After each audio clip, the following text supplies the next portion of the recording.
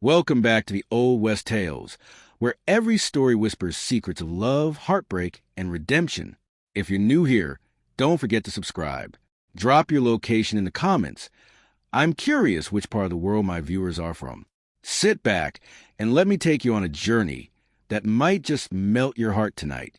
Elena Cross stood in front of the mirror, but the woman staring back at her didn't feel real. Her hands trembled as they touched the lace at her throat.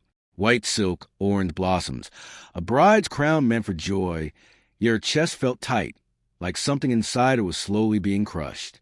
She tried to breathe. It didn't work. "Don't let your heart die," she whispered, pressing her palm against her ribs. But even as she said it, she wasn't sure it still lived. Outside, laughter filled the air. Wagon wheels creaked. Voices called out in celebration. The whole town of Red Hollow had come alive for her wedding day. A wedding everyone envied. A wedding she never chose. Her mother burst into the room, all nerves and urgency. "You're not ready yet," Margaret said, already pulling at the laces of Elena's corset. "Mr. Victor Hale will arrive within the hour." Elena flinched as the strings tightened. "Yes, Mama," she said softly. "He is a man who values time." Her mother paused just long enough to meet her eyes in the mirror. For a moment, something flickered there. Not pride, not joy, something closer to regret. "A good marriage brings safety," Margaret said quickly. "In this land, that matters more than feelings." Elena swallowed. She had met Victor Hale 4 times. Once when he stood apart from a crowd, like a man measuring land. Once at dinner, speaking only of cattle and profit. Once when he asked her father for her hand, without looking at her. And once more, when he placed a ring on her finger that felt more like a lock than a promise. "You look beautiful," her mother said, stepping back. Elena stared at her reflection. The dress was perfect. Imported silk, fine stitching. Every inch of it spoke of wealth. But inside it, she felt like something placed on display. A thing, a bargain. A knock came at the door. Her father stepped in, his boots heavy against the wood floor. "My girl," he said, smiling, but behind that smile was calculation. "You're making a fine match." Elena turned slowly. "Am I?" she asked. The question lingered between them. Her father's smile faded just slightly. "This isn't a dream, Elena," he said quietly. "It's a future, one that protects this family." "And mine?" she asked. He hesitated. "Yours is secured." Elena let out a breath that felt like it had been trapped for years. "A house, servants, comfort," she said. "Everything except happiness." Her father's voice hardened. "Happiness doesn't build a life." Elena lowered her gaze. And just like that, the fight drained from her. "I understand," she whispered, because she did. That was the worst part. Outside, the first carriage rolled into view. The sound of it made her stomach twist. Elena turned back to the mirror one last time, memorizing the girl she used to be, the one who believed in love. Because in a few short moments, she would walk out that door and leave that girl behind forever. Her sisters rushed in like a gust of wind.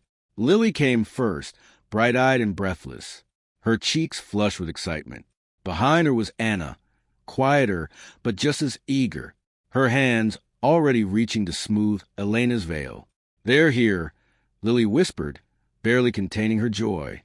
"Mr. Victor Hale's already at the church." Anna adjusted the folds of the dress with careful fingers. "They say he came in a carriage from San Francisco." Imagine that. Elena said nothing. Their voices washed over her like distant water. Soft, meaningless. She let them guide her. Down the stairs, out the door, into the waiting carriage. Her father helped her in, his grip firm, steady. The kind of grip that built ranches and made decisions that could not be undone. "Make us proud," he said quietly. Elena nodded, because what else could she do? The carriage door closed, and with that, her old life began to slip away. The ride into Red Hollow felt like a dream she couldn't wake from. Dust rose behind the wheels as the sun dipped low, painting the land in gold and fire. Elena watched the world pass through the small window. The crooked cottonwood tree where she once played. The shallow creek where she and her sisters laughed until sunset. The ridge of red stone where she used to sit alone, dreaming of something more, something free. Each place passed like a memory being folded away. Gone. When they reached town, people lined the streets. Faces she had known all her life. Mrs. Carter from the general store. Old Ben the blacksmith. Children waving, women smiling, men tipping their hats. They cheered, not for her, but for what she represented. Wealth, status. A future tied to Victor Hale. Elena forced a smile, because that's what brides did, even when their hearts were breaking. The church came into view, glowing soft and white in the fading light. Candles flickered inside. Music drifted through the open doors. And somewhere within, he waited. Victor Hale. Tall, still, precise. A man who saw the world in numbers, land, and ownership. And now her. Elena's hands tightened around her bouquet, crushing the delicate petals. Her heart pounded against the prison of her corset. Wild, desperate, like something trapped. The carriage came to a stop. The door opened. Her father stood there offering his hand. Elena took it, stepped down, and felt the weight of 100 eyes fall on her. Rose petals drifted through the air, soft, beautiful, like a lie. At the church entrance, she paused, just for a second. Inside, the candles glowed like stars. Faces turned toward her, waiting, watching. And at the altar, Victor turned. His eyes met hers. And in them, she saw no warmth, no love, only satisfaction, like a deal finally closing. Elena lifted her chin, drew in one slow breath, and stepped forward into a life she had not chosen, but could no longer escape. The church doors closed behind her with a heavy sound, like something final, like something sealed. Elena walked slowly down the aisle, her father's arm steady beneath her hand. The soft music filled the air, but it felt far away, like it belonged to another life. Every step felt heavier than the last. Her dress trailed behind her like a ghost. And at the end of it all stood Victor Hale, waiting, still, certain. They reached the altar. Her father placed her hand into Victor's. His fingers were cool, soft, unfamiliar. Elena forced herself not to pull away. The preacher's voice began, calm and practiced, echoing through the quiet church. Words about love, about devotion, about union. Elena barely heard them. Her gaze drifted past Victor's shoulder to the stained glass behind him, colors of blue and gold. A saint frozen in time, calm and untouched by pain. Elena wondered if she had ever felt like this. Trapped, still, unable to move. Do you, Elena Cross, take this man? The words finally reached her. The moment she had been walking toward. The moment that would bind her forever. Her heart pounded once hard, then again, and then nothing, just silence inside her chest. I do, she said. The words left her lips, but they didn't feel like hers. Victor's mouth curved into something that resembled a smile, but his eyes stayed cold, always cold. He slipped the ring onto her finger. It felt heavier than before, like a chain tightening. You may kiss your bride. Elena held still. Victor leaned in. His lips touched hers. Dry, brief, empty. It lasted only a second, but it felt like something inside her faded with it. The church erupted in applause. Voices, laughter, celebration. Elena smiled, because that's what brides did, even when something inside them had already gone quiet. The wedding feast was held at the Hale estate, a grand house that rose from the land like a monument to power. Everything gleamed, everything shone. Long tables overflowed with food brought from distant places. Fine meats, fresh fruit, bottles of sparkling wine. Music played. Guests laughed. The room spun with life. And Elena sat at the head of it all, still, silent, watching. Victor sat beside her, eating with neat, precise movements. You're not eating, he said, glancing at her plate. The corset, Elena replied softly. It's tight. He nodded once. You'll grow used to it. That was all. No concern. No kindness. Just expectation. He rose a moment later and extended his hand. Dance with me. Not a question. A command. Elena placed her hand in his. Let him lead her onto the floor. They moved together in perfect steps. Practice. Exact. Like everything else about him. Around them, Other couples joined in. Laughter returned, music swelled, but Elena felt none of it. Her body moved, but her mind drifted far away to open skies, to quiet places, to a life she had never lived. And somewhere deep inside her, something began to ache. It happened during the third dance. At first, it was nothing more than a feeling, a shift in the air, like the moment before a storm breaks. The music faltered just for a breath before the musicians forced it forward again. But Elena felt it. Something had changed. Her skin prickled beneath her gloves. Her step slowed. Victor's hand tightened slightly at her waist, guiding her back into rhythm. "Focus," he murmured. But Elena's gaze drifted past him toward the tall doors, standing open to the night. Darkness waited beyond them, still watching. Then came the sound, a sharp, wild cry that sliced through the music like a blade. Everything stopped. The instruments, the laughter, the movement. Silence fell heavy and sudden. And then they rode in. Horses thundered across the polished floor. Hooves striking like rolling storms. Guests screamed and scattered as riders poured into the hall from the darkness. Men on horseback, fast, silent, deadly.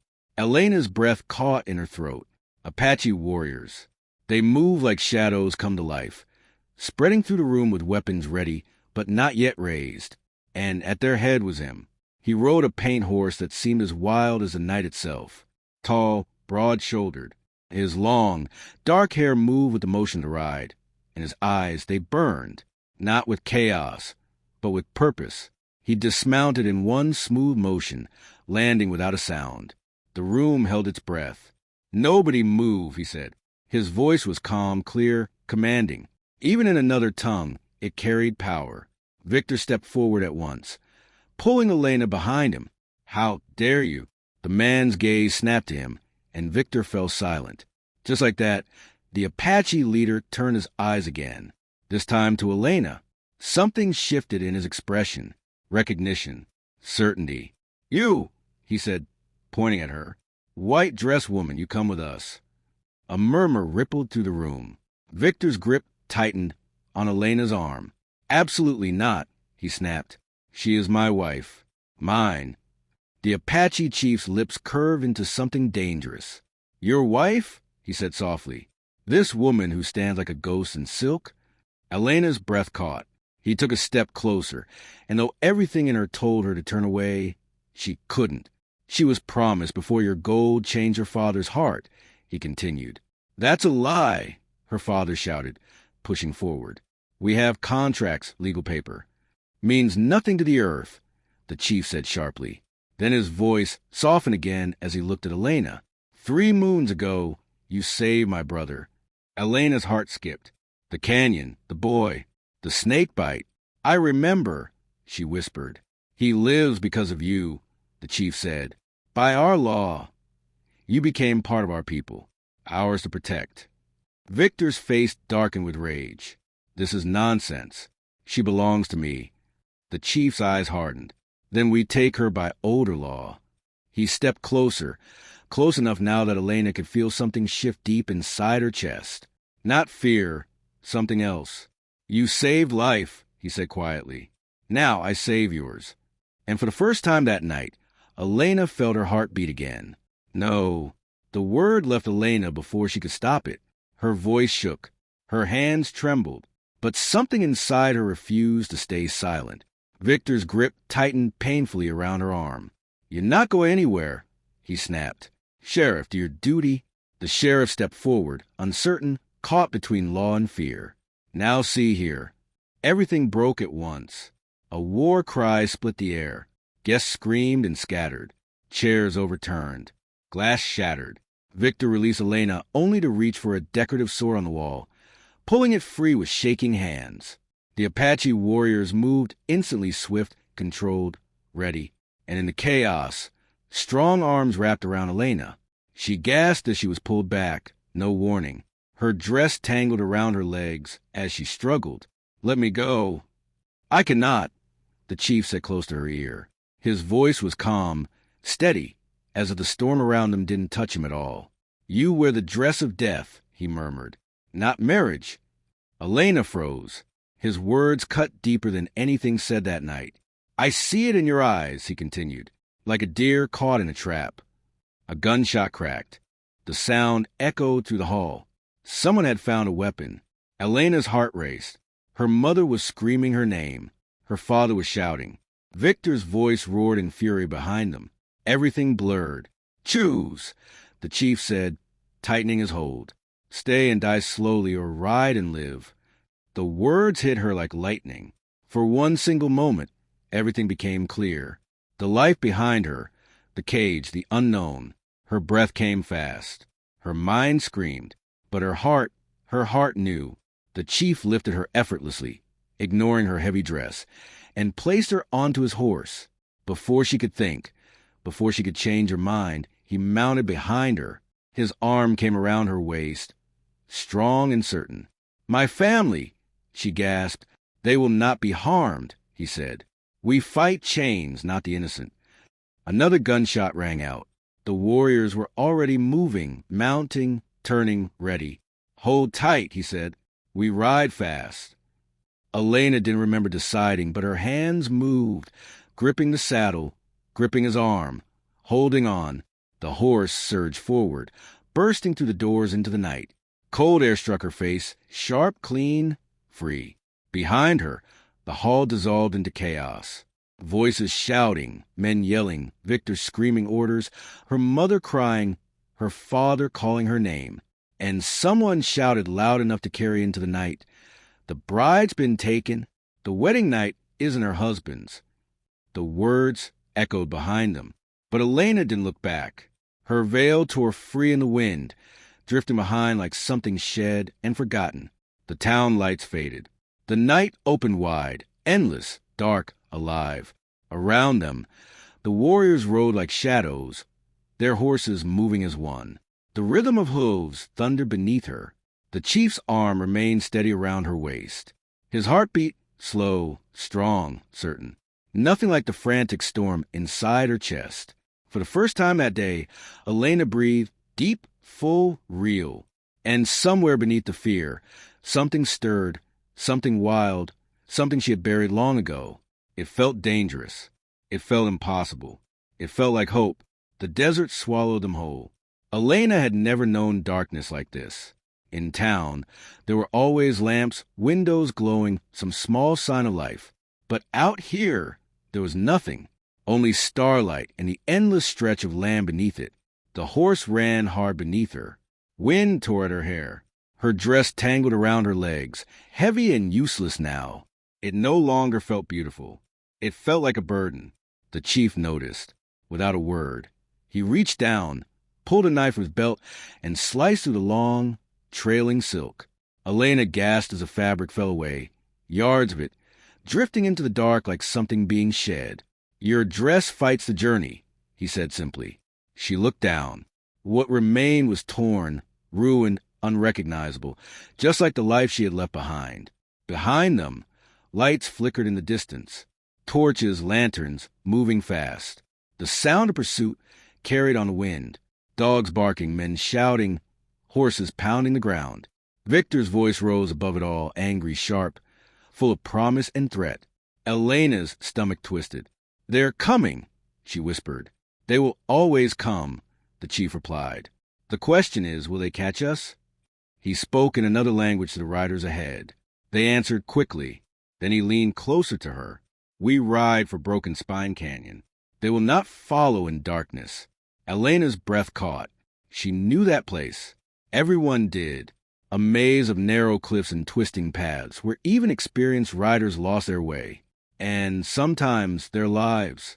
They rode for what felt like hours. Time stretched, fell apart. Nothing existed except the pounding of hooves and the rush of wind. At first, Elena clung to him out of fear. But slowly, something changed. She began to feel the rhythm of the ride, the steady movement beneath her, the warmth of his body shielding her from the cold, the way he shifted just enough to keep her balanced. His breath stayed calm even now, even with danger closing in. For the first time since the chaos began, she wasn't falling apart. They stopped briefly in a pass of shadowed rock. The horses needed breath. So did she. When he lifted her down, her legs trembled beneath her. Weak, unused to the strain, she would have fallen, but his hand caught her arm. Firm, steady, gentle. "You need water," he said. He handed her a small flask. Elena drank deeply, the cool liquid easing the fire in her throat. Around them, the warriors moved quickly, checking their horses, speaking in low voices. They watched her, curious, but not unkind. Elena looked back at him, really looked this time. "Who are you?" she asked. He studied her for a moment, then said, "I am called Kale." The name felt strong, like the land itself. "And you?" he asked. "Elena," she replied. The word felt strange now, like it belonged to someone else. "Elena," he repeated softer somehow. A true name. Before she could respond, a shout rang out. The pursuit was closer. Kale's expression hardened. "Mount," he said. He lifted her again, setting her back on the horse. This time, she didn't resist, didn't question. They rode again, straight into the mouth of Broken Spine Canyon. The world changed the moment they entered. The walls rose high on both sides, blocking the sky, swallowing the light. The sound of hooves echoed in strange ways, like ghosts running beside them. Elena shut her eyes as the horse moved along paths she couldn't see. Once she glanced down and saw nothing but darkness beneath them. Her hands tightened instantly. Fear surged. Trust. Kale said quietly behind her, "My horse knows this path better than fear." Behind them, the sound of pursuit faltered.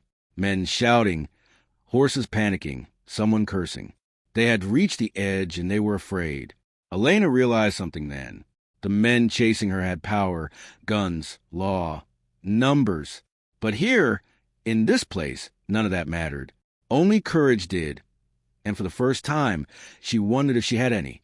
They rode deeper into the canyon, until the darkness began to thin.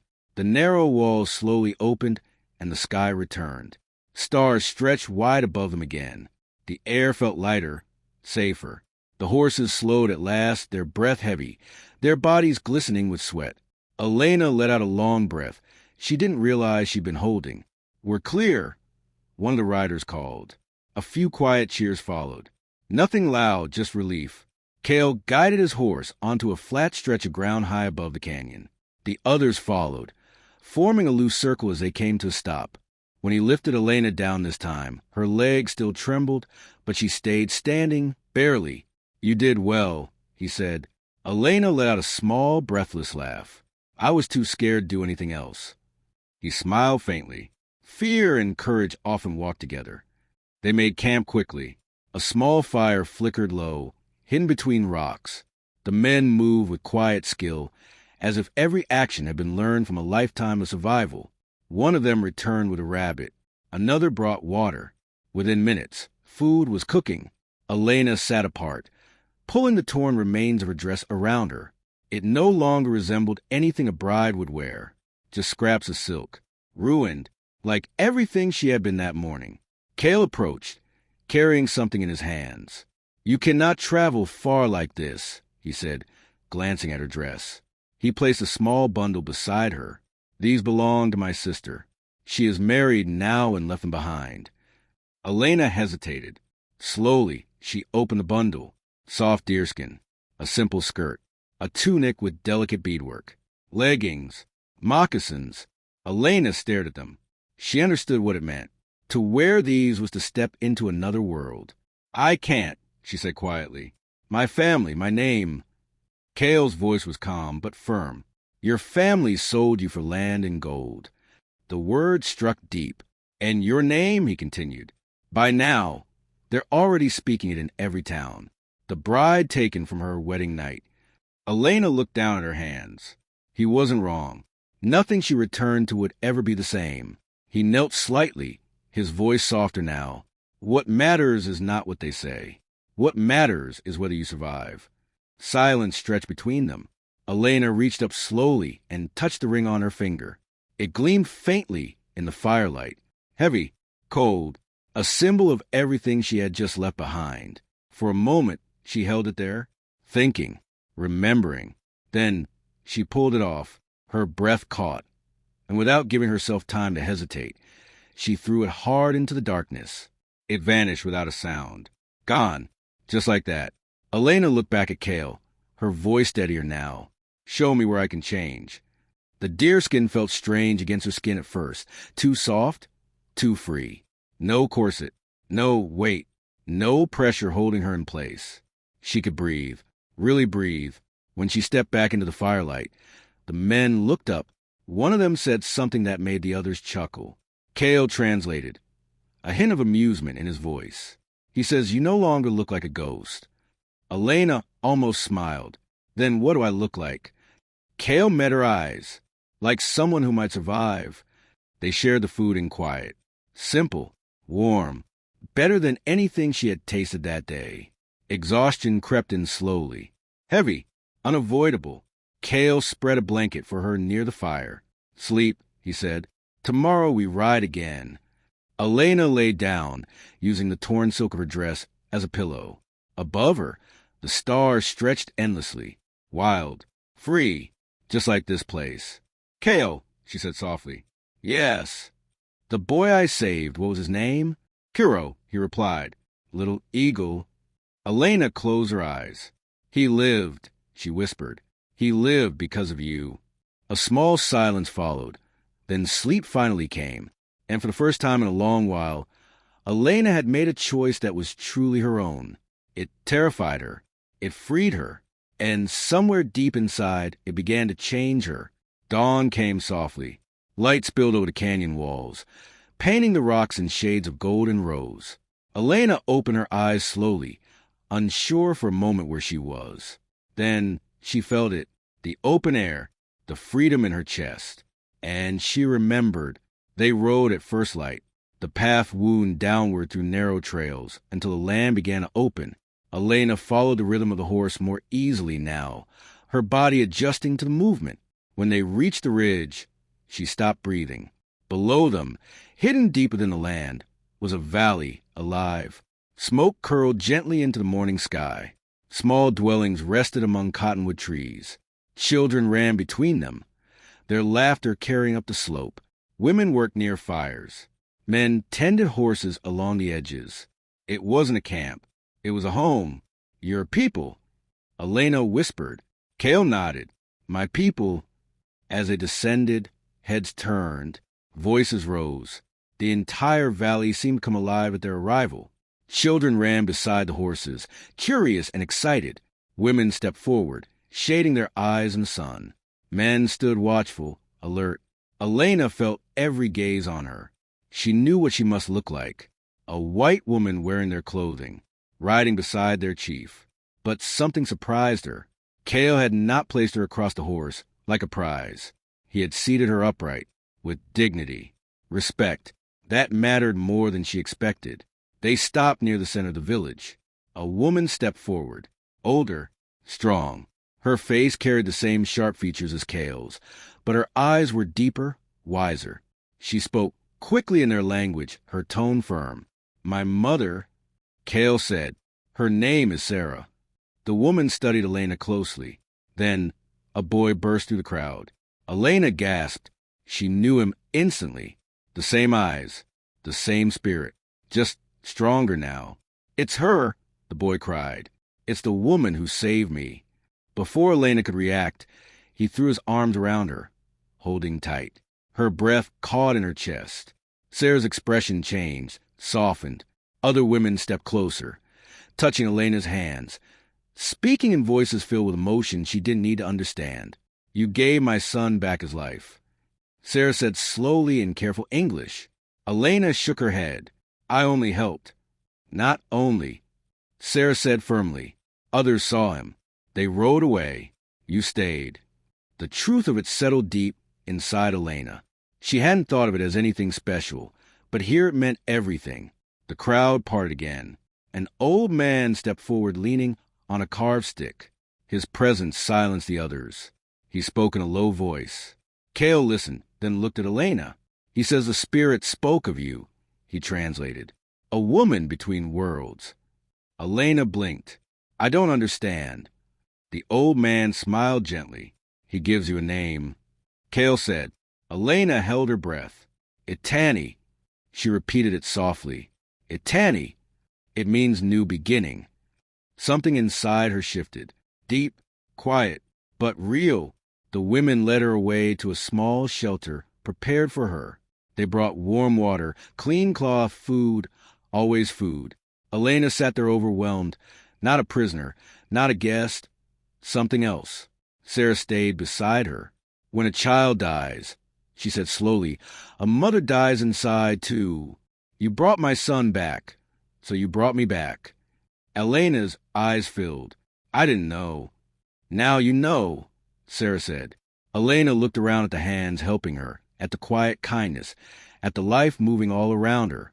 But I'm not one of you, she whispered. Sarah shook her head. Breath is breath, life is life. She placed a hand over Elena's heart. You gave yours, so now you belong. Elena sat very still. For the first time, she didn't feel like she had been taken.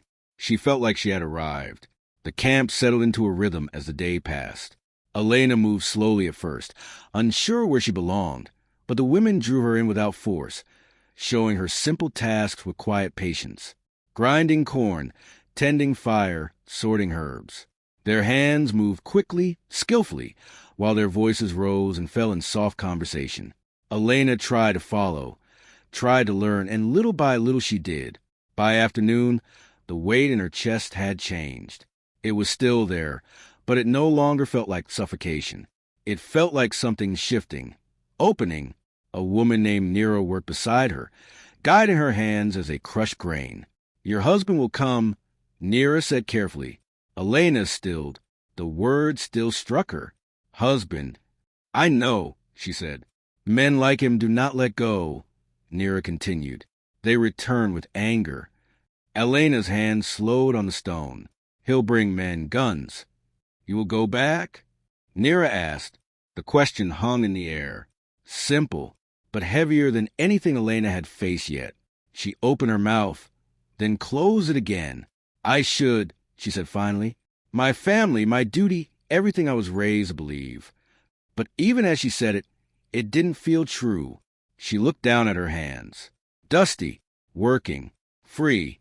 When I was there, Elena said slowly, searching for the words, I could barely breathe. She pressed a hand to her chest, like there wasn't enough air for me. Nira smiled softly. That is how a caged bird feels when the door opens. Elena looked up. Then why am I afraid to fly? Because flying means you cannot go back to the cage, Nira replied. That evening, Elena sat beside the boy she had saved, Kiro.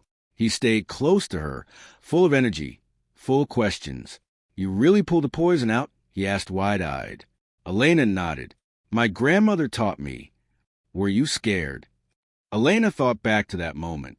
The boy lying still, the silence, the fear. Yes, she said honestly, very. Kiro grinned. My brother says that means you are brave. Elena smiled faintly. I didn't feel brave. That doesn't matter, he said. You stayed. Kale joined them as the sun dipped low. His presence changed the air around her. Not heavy, not demanding, just there. They are coming, he said. Elena's stomach tightened. How close? A day's ride. Her breath caught.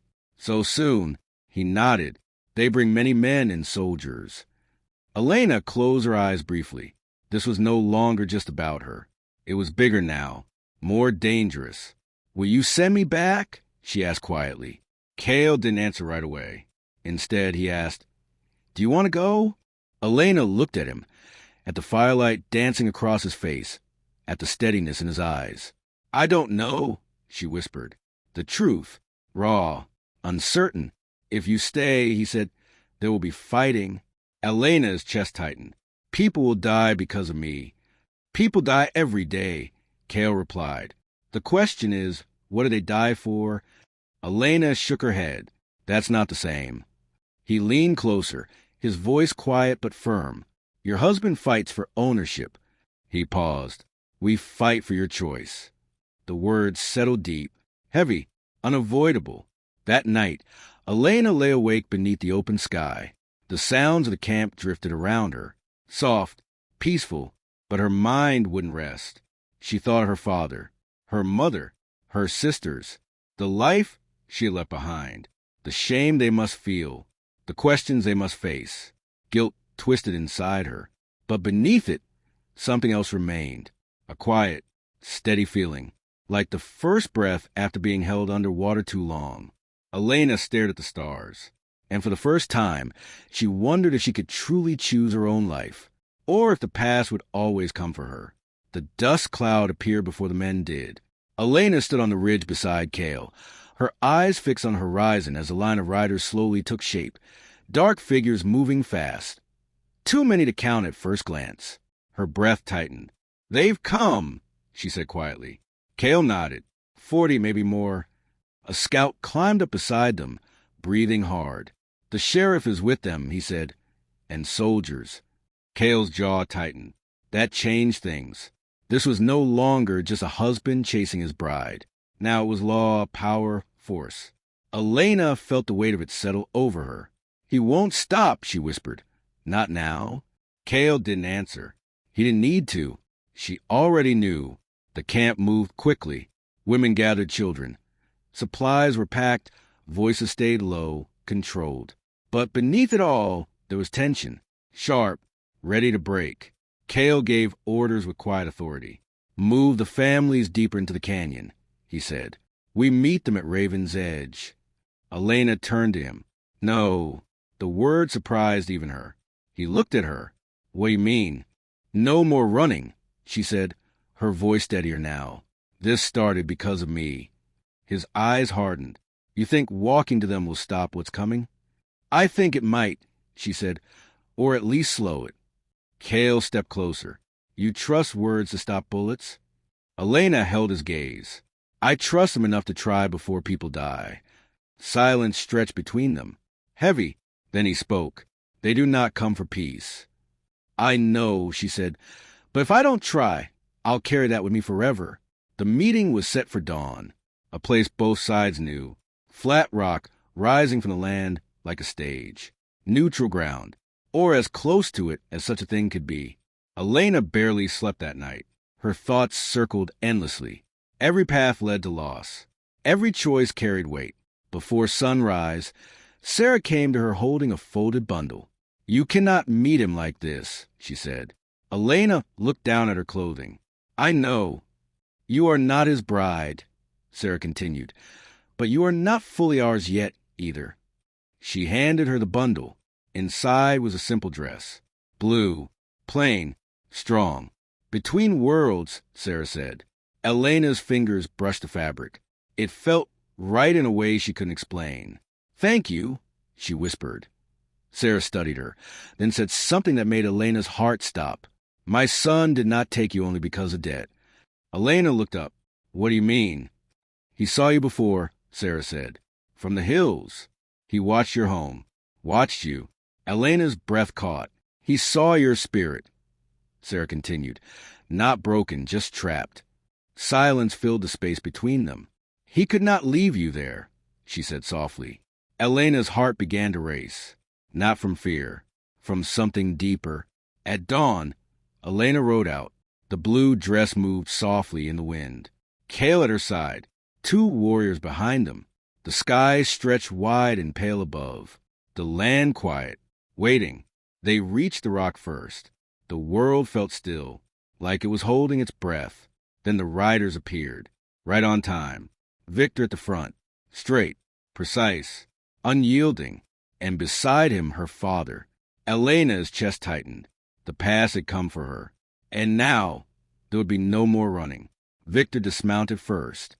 Every movement sharp, controlled, as if nothing had changed, as if the world had not been torn open. Elena stepped forward. Her heart pounded, but her feet did not stop. "Elena," he said. Her name sounded different in his voice now. Hard, possessive. "You've caused enough trouble." Elena let out a slow breath. "I didn't start this." His eyes narrowed. "You took vows," he said coldly, "before God, before witnesses." "I was given," she replied, not asked. The words landed harder than she expected. Behind him, her father stepped forward. His face looked older, tired. "Come home," he said, voice rough. We can fix this. Elena's chest tightened. For a moment, she almost moved, almost gave in, but then she remembered the tightness in her chest, the silence inside her, the way she couldn't breathe. I can't, she said. Her father flinched. You've shamed us, he continued. Your sisters, our name. Elena's voice broke slightly. I never wanted to hurt you, then come back. I can't, she said again. Stronger now. Victor stepped forward, anger rising fast. This ends now, he snapped. You come with me. Elena shook her head. I choose to stay. The words hung in the air. Heavy, final. Victor's face darkened. These people have filled your head with lies. No, Elena said quietly. They gave me something you never did. He stared at her. What? She met his gaze. A choice. Silence fell. Even the wind seemed to stop. Then Victor laughed. Cold, ugly. You belong to me, he said. By law, by God. I belong to myself, Elena answered. Something in his eyes broke, not softened, broken. If I can't have you, he said slowly, no one will. His hand moved. Fast. Too fast. The gun rose. Pointed straight at her. Elena didn't move. Didn't run. She simply stood there. Her heart steady now. Clear. Certain. Behind her, she heard Cale move. Too far. Too late. The shot rang out. Loud. Sharp. Final. Elena waited for pain. For darkness. For the end. But it never came. Instead, Victor staggered. His gun slipped from his hand. A dark stain spread across his chest. He looked down, confused, then back at her. For just a moment, he looked like a man who had lost everything. Not a husband, not a master, just a man. Then he fell. The silence that followed was deafening. Sheriff Carter stood behind him, gun still raised, face pale. That's enough, the sheriff said.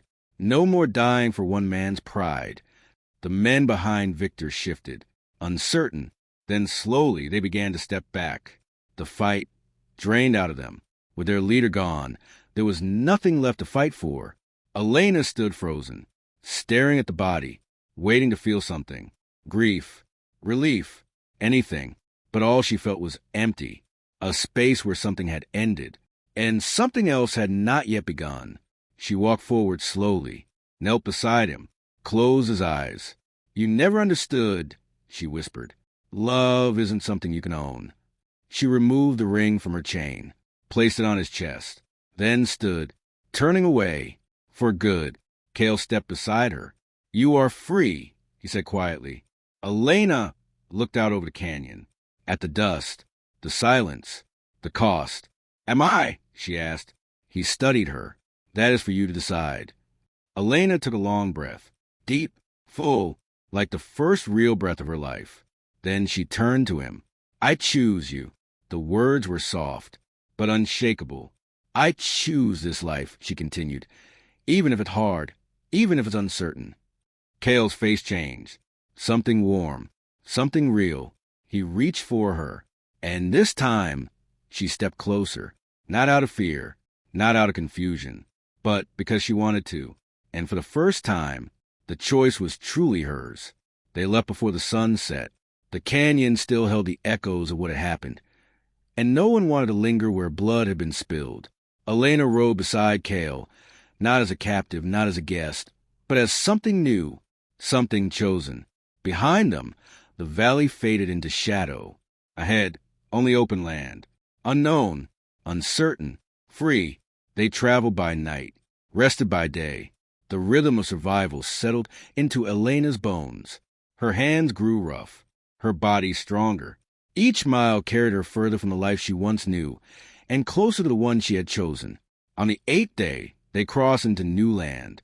The air felt different there, quieter, safer in a fragile way. Cale slowed his horse and looked back at his people. We rest here, he said.